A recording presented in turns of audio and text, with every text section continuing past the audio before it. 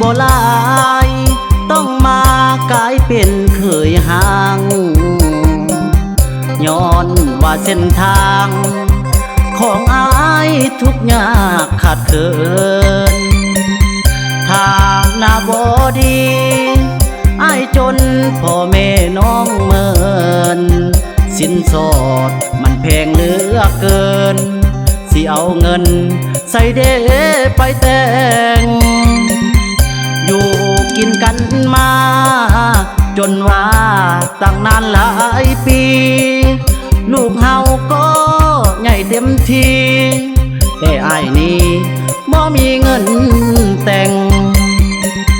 จำต้องขอลาห่างลูกและเมียแสนแพงชาตินี้บ่ได้แก้มแดงย้อนว่าให้จนเกินไปลาก่อนเด้อเมียเอ้ยพวกขอลา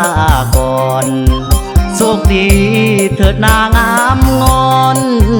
บังอ่อนให้ได้ผัวใหม่ผิดที่อ้ายเองที่หักษาน้องไว้บ่ได้ชาตินี้อ้ายจนเกินไป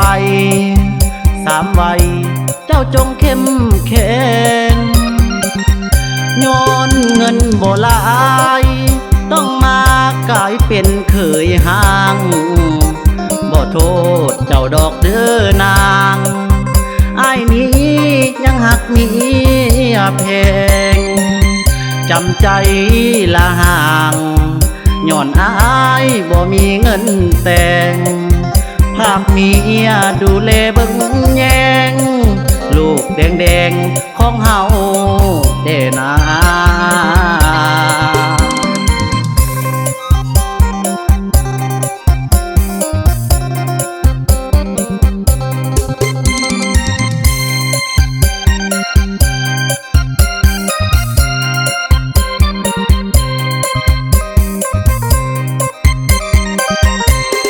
ลา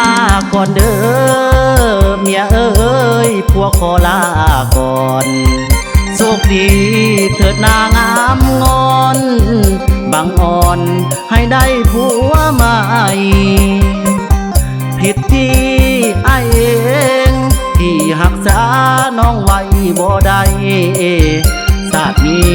อ้ายจนเกินไปสามวัยเจ้าจงเข้มแข็ง